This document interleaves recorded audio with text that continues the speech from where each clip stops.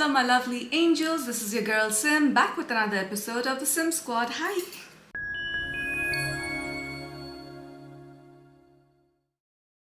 Today I decided not to wear the rubber band at least of my Invisalign because I'm like, last video was so difficult to film because I could not talk, and the more I was speaking, the more it was hurting my cheeks, because the rubber was like, yeah. So we don't want that. So I'm feeling a little bit more comfortable talking today, and I'll try my best not to be awkward, because last video I know I was a little bit like, I didn't want to show my teeth a lot, so I was like, so I'll try not to do that. Today is my favorite video of the year. We are doing the Perfume Awards, which is my choice for each and every category. I've created more categories than last year, because last year I did a pretty awful job, to be honest with you. I think it was the first time I'd done Perfume Awards, and I chose categories that were very limited. But this time I've chosen a wide variety so that it kind of like covers most of the topics. I have 19 categories for you. So let's start with the first one, which is my favorite overall floral. I know a lot of people are not going to agree with me that this is a floral perfume, but trust me, just let it mature for a bit and you'll realize why I've put this in a floral category. This is the Her Confession. I'm sure you were sure that this is going to appear on my Perfume Awards. I was like, love at first sniff. I liked it so much. This is a Lactonic floral perfume. Initially when I started wearing this perfume, it was like a proper mix of Lactonic, Tonka, this fantasy note called Mystical, and then a lot of florals. But the florals were like quite muted. Not muted, but like it was there equally with the other ingredients. But the more it's maturing, for some reason it's becoming more and more heavy on the white florals. It still smells very white, and I still stand by my decision of giving it a 10 out of 10. I am absolutely in awe of this perfume. So this is going to be your overall floral for this year. Speaking of florals, it will not be a complete Middle Eastern category if you don't have rose perfume, right? For the rose, I have the Rose Mystery Intense by Al Wataniya.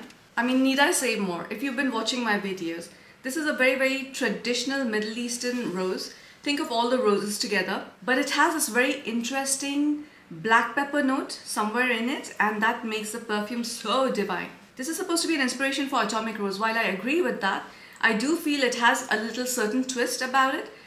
It's that spicy element, and which is why I absolutely love this one, because if you know the Infinity Rose, which was by Maison Alhambra, it's very similar to that, but it just has a spicy twist, and it has some notes that's making this perfume different. While I did not appreciate Infinity Rose that much, I absolutely love my Rose Mystery Intense. Let's start with some fruits now. The next category is my best mango perfume for the year 2024, and that is of course your Lean. Lean is such a gorgeous perfume. This is by Latafa. First of all, the bottle is absolutely pretty. It's very heavy. It opens with raw turmeric and ginger, which might be the challenging part for a lot of people, but it settles down quickly, revealing some spices, your mango, which is like the green mango, but the green, not the raw mango, the ripe one, which is like red inside. If you know, you know what that mango is. Or you can even compare it to like a mango tea. And then you have your white florals of jasmine and tuberose, and the dry down you have like this little bit of incense, which is not your traditional Middle Eastern or Indian subcontinent incense.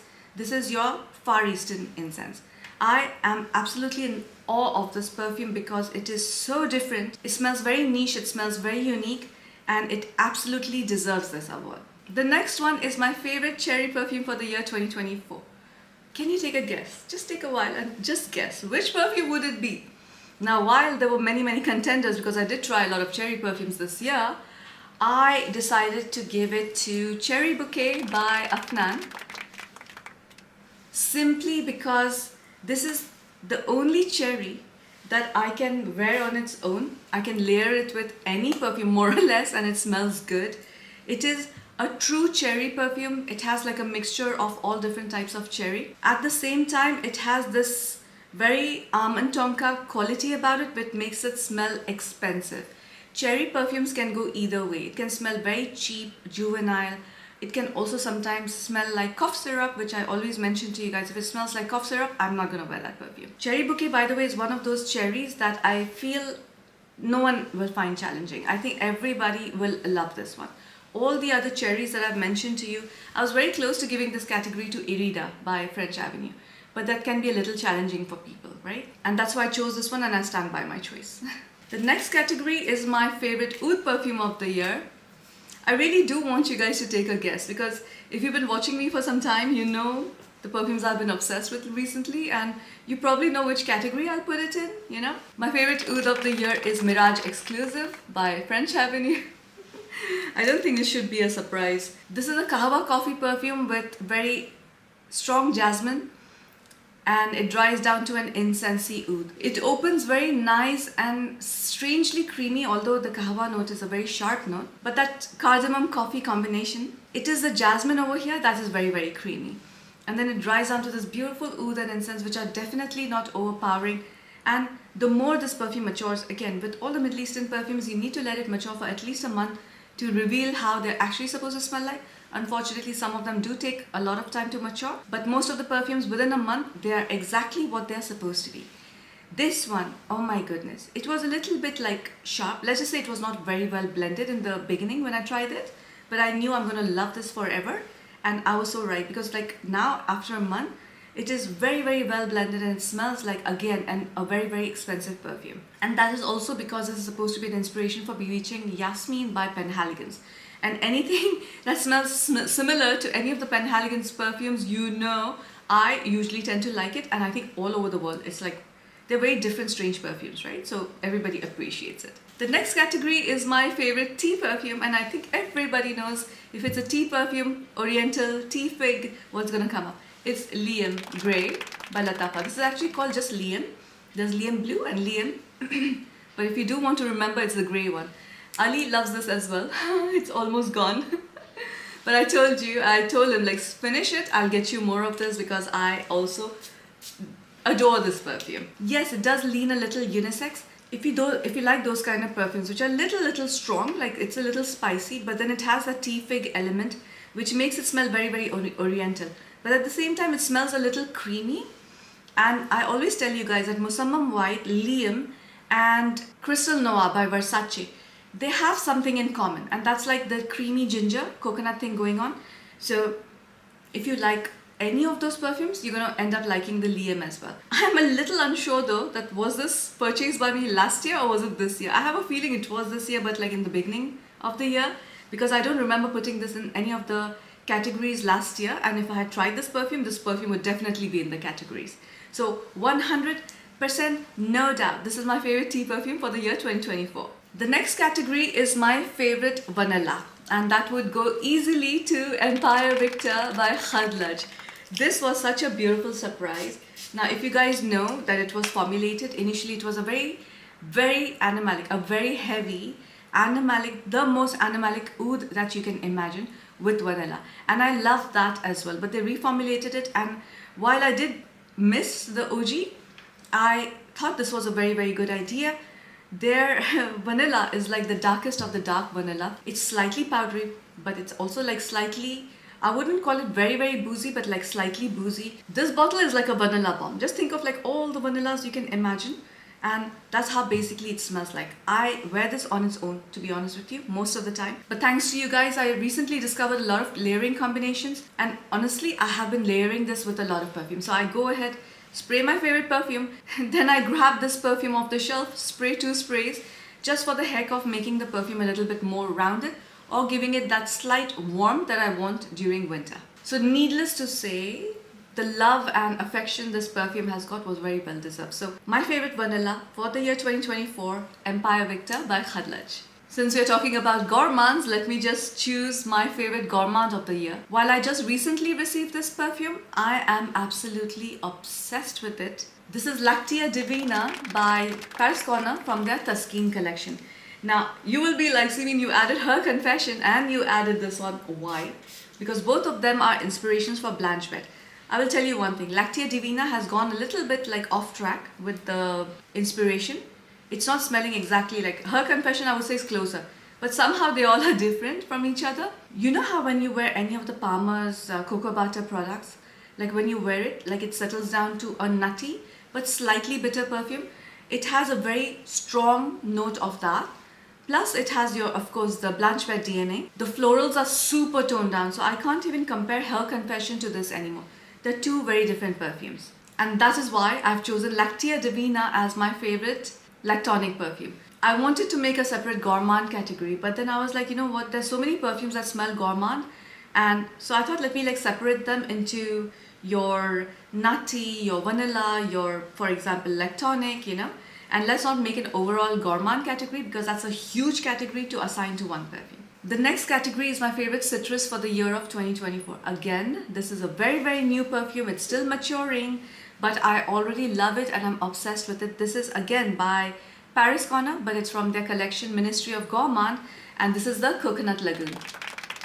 This was such a breath of fresh air with all the current gourmands, heady perfumes. Because it's winter, of course, brands are releasing perfumes that are suitable for this season. This, however, is the stark opposite. This goes completely summer, not even spring. First of all, I absolutely adore this bottle. It's very heavy, very gorgeous. It has these studs on the top.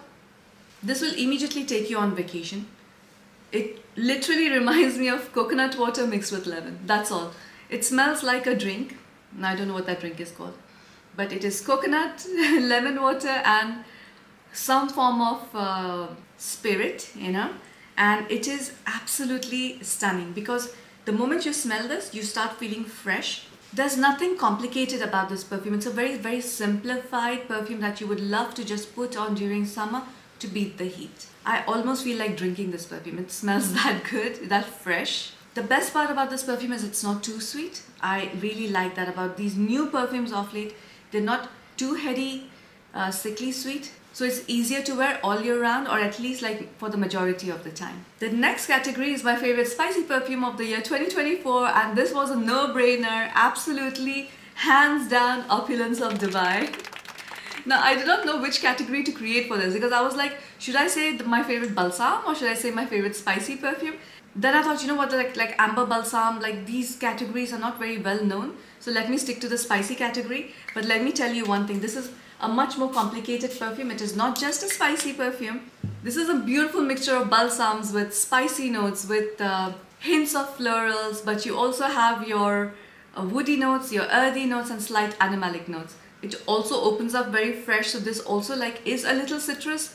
So this has like a little magic from every direction compiled into one beautiful perfume that's called Opulence of Dubai. And I always tell you guys that this literally smells like the spirit of Dubai. Plus it smells expensive, it smells classy, it smells very upscale. And while this is a little expensive perfume from Swiss Arabian, I think it's worth every penny. By the way, this is from their Cities collection, which is like a range that is like probably one of the most expensive in their collections. The next category is my favorite aromatic perfume. Of course, you guys know I love me my aromatic perfumes. This year, surprisingly, there were so many aromatic perfumes released, but there was this one, which is very popular right now. And this is a proper mixture of aromatics with gourmand. So you have your Angam. Unfortunately, I did not try the Athena yet because then that could have been a close contender as well. This is an inspiration for Burberry Goddess. This is just such a beautiful modern perfume. Like for people asking me, does it smell like Libre? Does it compare to Libre? Yes and no. Yes, in a way, it's just a lavender in it and perhaps the vanilla lavender together that smells like Libre. But Libre is a completely different DNA. They don't smell alike. The opening is very aromatic, but as it dries down, it gets creamier and gets heavier on the vanilla. And that's when you realize this is actually a vanilla perfume. But I put this in the category of aromatic because this is an aromatic that nobody's gonna get disturbed by. I personally, of course, you can see how much I've used it. In love with this perfume. I know, easy to wear, daily basis. I will still stick out from the crowd. People will feel like I'm wearing a superior perfume. It smells expensive, like it checks every box. Again, I was a little conflicted. I was like, should I put this in aromatic or should I put this in vanilla? But vanilla, Empire Victor was hands down the winner. And that's why I chose this one in the aromatic category. The next perfume, while everybody has been divided, but most of the people love it. There's few people who do not. This is my best atmospheric perfume for the year 2024, and this is the Mystique Bouquet. If you can see, I have not used it a lot because unfortunately by the time it matured, summer had passed already. And to be honest with you, I had an influx of a lot of perfumes, which is why I did not end up using this a lot. This perfume required a whole lot of maturation process because in the beginning it was a very weak perfume. This perfume smells watery and airy at the same time. It has a nice mix of florals with the watery notes, a beautiful musk in the dry down, so it does smell ozonic but watery as well.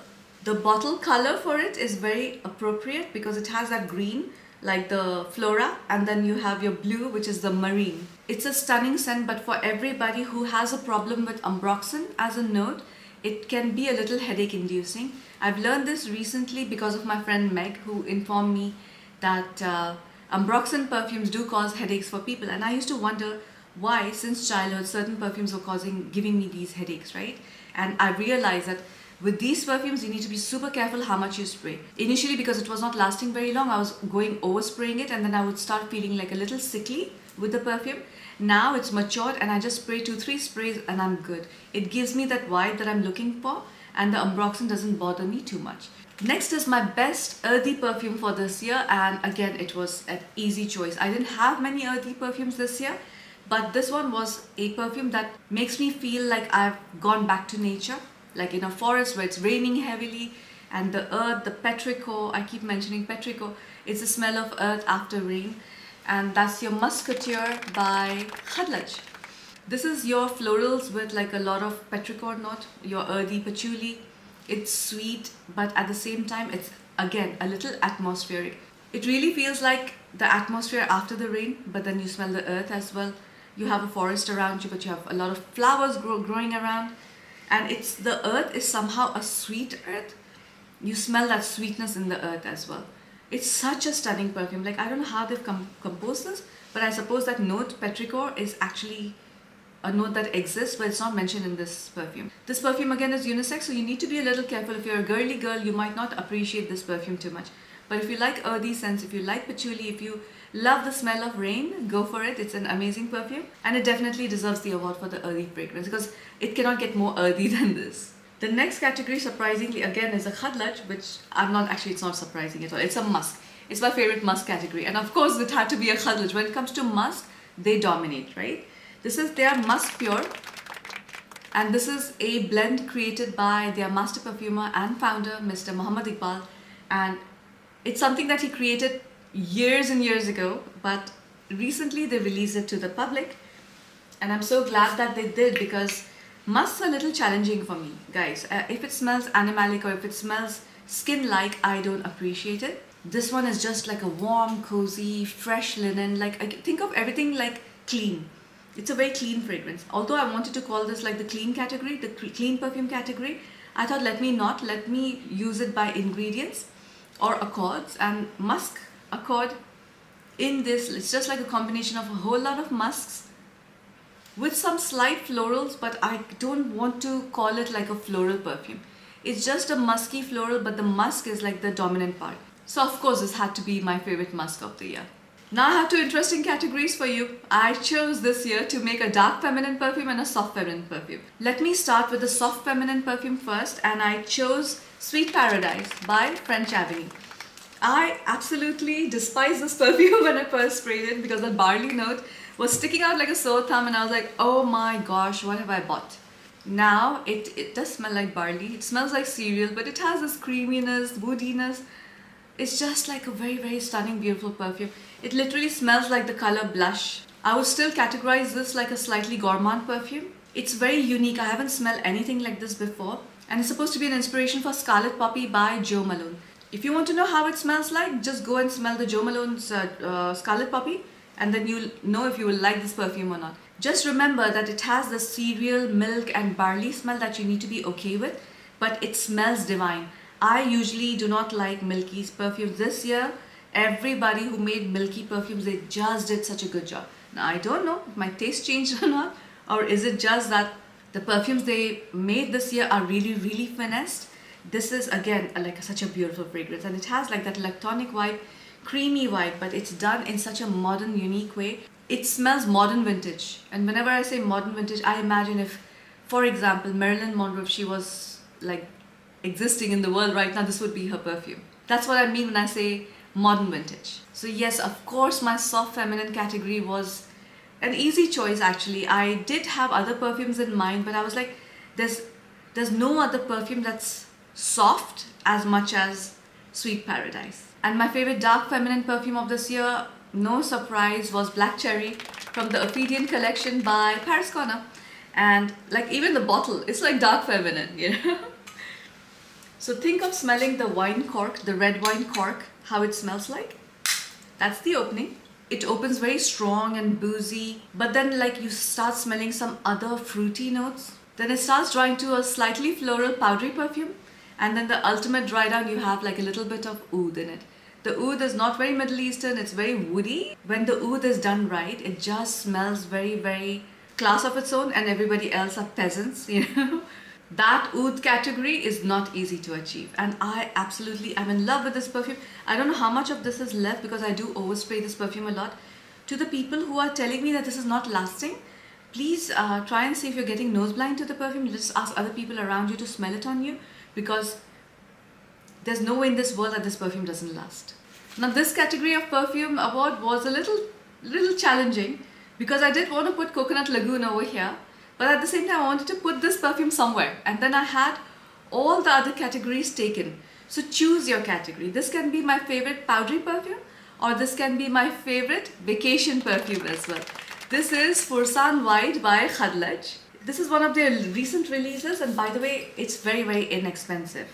This is just like a beautiful creamy coconut with slight florals, which dries down a little powdery as well, which is why I wrote down the note as my favorite vacation perfume and not the powdery. But choose your category, because I was not too sure where to put this.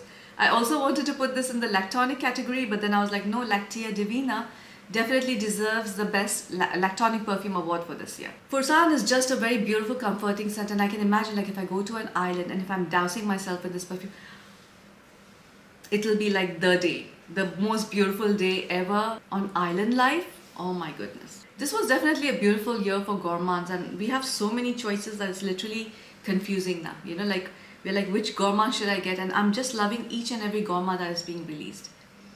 The next category is my favorite nutty perfume for the year 2024, and I chose Luscious. The only reason Johanna is not here is because I prefer sprays versus oils. They both are almost the same.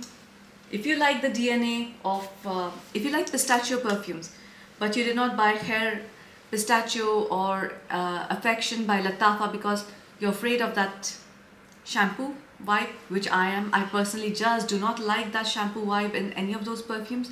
They were a little too sharp for me as well. This is a pure nutty gourmand. It still does have that bergamot and cardamom opening, but the cardamom and bergamot like don't disturb you all that much. Plus, because it has that peanut note along with saffron, cools down the perfume, and it just gives more of a nutty vibe along with your vanilla. It also helps that it has very, very super gourmand notes in the base like honey and your tonka. So if you're looking for a very gourmand nutty vanilla, go for this one. I love, love, love wearing this perfume, although I will admit that I wear this usually with another vanilla. Usually it's your Empire Victor, to tone down the nutty vibe. Now the last but not the least, I chose a unisex perfume because again this perfume was like, where should I put this? Because I love it so much. I could have put this in the animalic quality as well, but then not everybody is getting animalic vibe from this. And that's why I chose the unisex category for this, and this is your Seher Latafa. I absolutely adore this bottle, although it's very, very tacky, very, very like, again, you can use this as a weapon, like whack, whack, you know, or whack, whack, whatever you want to do.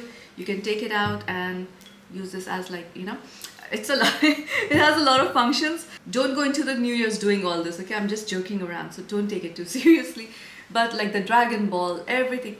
And you know, when people were saying it's vanilla, and then I was like, why the dragon then, right? And when I smelled the perfume, I was like, bro, I know exactly why, because it has a cashmere that actually gives this perfume that animalic vibe, and it does feel like a very beautiful dragon, a female dragon, but it does have that leather kind of smell, or like cashmere in this case, which is very soft suede like, but it also has a lot of vanilla and a little bit of hints of cinnamon here and there. This definitely dries down a little animalic. It does have a little nutty notes, slight florals, and it has like a whole lot of amber. I absolutely adore this perfume. It is just the right mix of feminine and your masculine. I don't know if everybody else has started getting the suede note or your cashmere at least. Ali wore it once or twice. He told me that this, I would love to wear it when I'm dressed up like in a suit or something, but definitely not like just wearing it casually. And I agree with him. Maybe women can pull it off to just wear it casually, but a guy, I think he needs to be dressed up a little bit. So I'm going to conclude my perfume awards for the year 2024 at this point. Let's just hope that next year we get like much better variety. I know this year, like the Middle Eastern perfume game, it's soaring. It's soaring like wow, like the perfumes that they've released. Like everything I see on my table, like right now, I'm just like thinking how beautiful was the year. I feel every year Middle Eastern perfume houses are just getting better and better. But I am really interested to know, for example, this year it was the gourmands that were trending, right? Next year, I'm not too sure what's going to happen, but I do hope that we switch from gourmand to some fresher perfumes, especially for the summer, and then maybe come up with like some woody categories or spicy woody or amber woody ones, not angel share. Let's leave that in the past and move on, but I really hope to see some more woody perfumes come up. I would love to see some sandalwoods. I would love to see some dark woods. I would love to, this is for like winter. And for the summer, I would really like to see some unique blends of fresh citruses especially. Because I think we are lacking good citruses. Maybe we are lacking a little bit of clean fragrances also. There are a lot of new categories that they can explore. I do think that in Q1, our gourmand trend is going to continue. Maybe even leading into Q2. But then once summer kicks in, spring, summer, I think we're going to see some new innovative perfumes come up for the summer. So let's hope that 2025 is a better year for us. I know I'm going to thrive to be a more tolerant human being, a more helpful person, especially with my friends and family. I do want to set some healthy boundaries as well around me. But I have like targets and goals, but these are not necessarily New Year resolutions, but it's like a clear vision of what I want to be. And I want to encourage everybody that before you go into 2025, just envision your higher self, like what you want to be in 2025, and then actively create routes to get there. Second half of 2024, I needed to change myself a lot because I was going through a lot of issues health-wise and everything, and I wanted to take control of my life. And to do that, I realized it's just not the sheer willpower that you need. You also need to create tracks and ways and pathways to reach that goal. And these are going to be multiple pathways, and you need to keep working and feeding into it to achieve your end goal. Let me stop giving you my fortune cookie advices right now and wish you a very, very Merry Christmas and a happy, happy New Year. I hope your homes are filled with love, with light, with blessings, and a whole lot of positive things coming your way. Sorry about my list, because I know when I get excited it comes a lot because of the Invisalign. But really, from the bottom of my heart, guys, I really, really, really wish you all the happiness and blessings. I'll see you in the next one. Bye.